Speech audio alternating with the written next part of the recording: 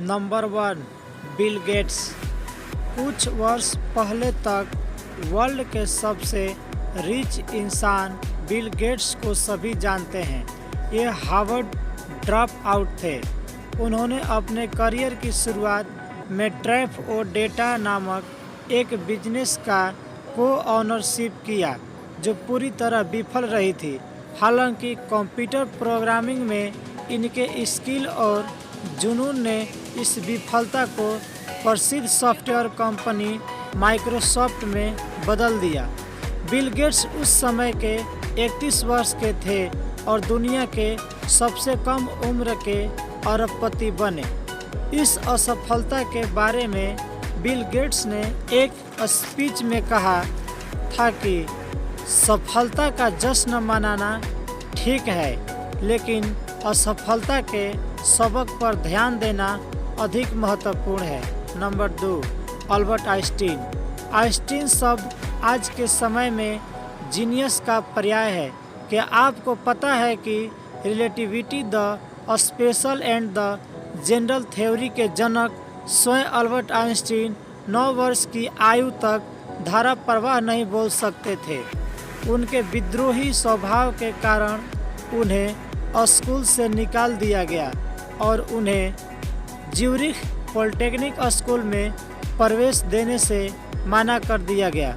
हालांकि यह सभी असफलताएं उन्हें 1921 में भौतिकी में नोबेल पुरस्कार जीतने से नहीं रोक सकी।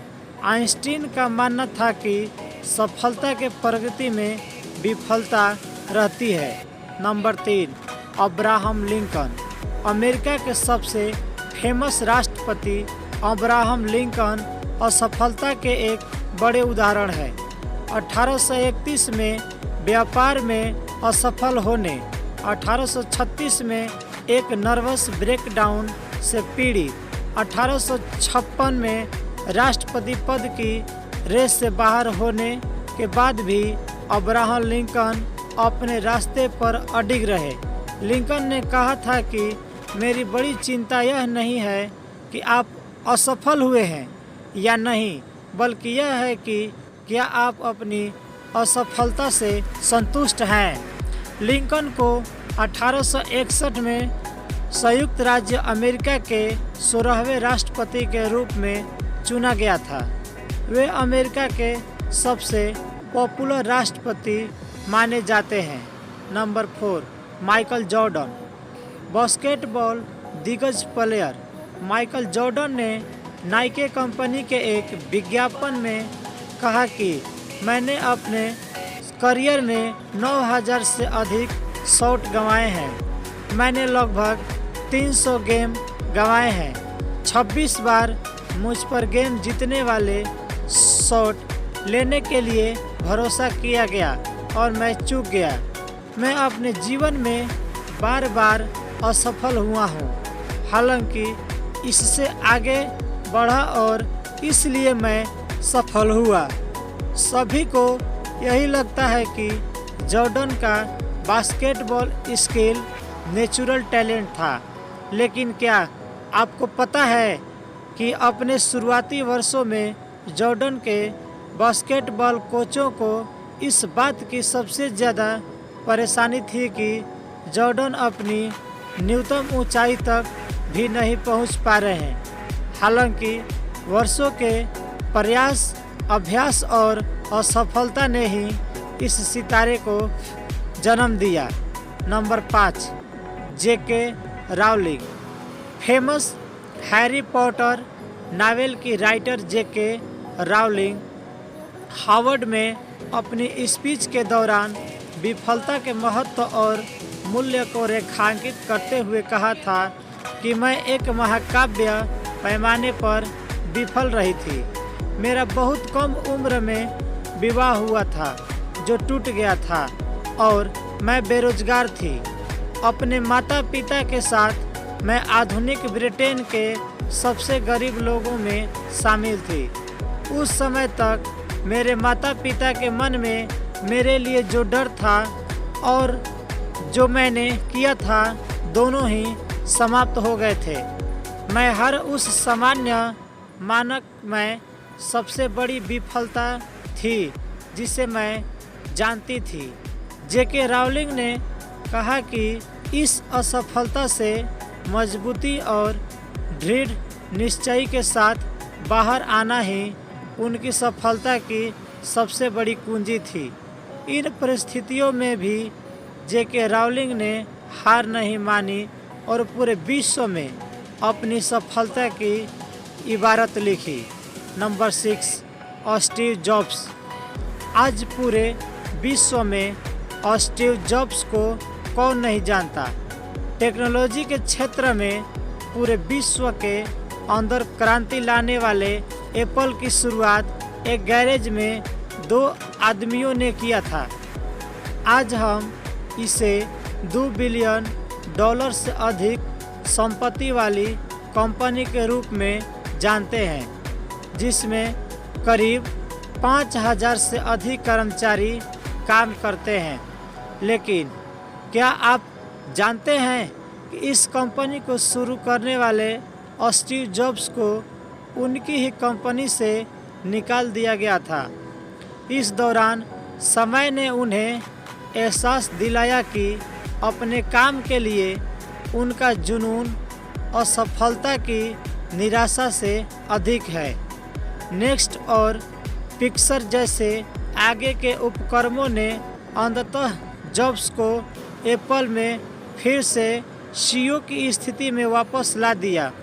वर्ष 2005 में जॉब्स ने अपने एक स्पीच में कहा था कि मैंने तब इसे नहीं देखा था, लेकिन यह मुझे मालूम है कि एप्पल से निकाल दिया जाना मेरे लिए सबसे अच्छी बात रही, जो कि मेरे साथ कभी भी हो सकती थी। अगर आपकी भी जॉब चली गई है तो उससे निराश न हो, बल्कि उससे 2 कदम आगे बढ़ने की कोशिश करें।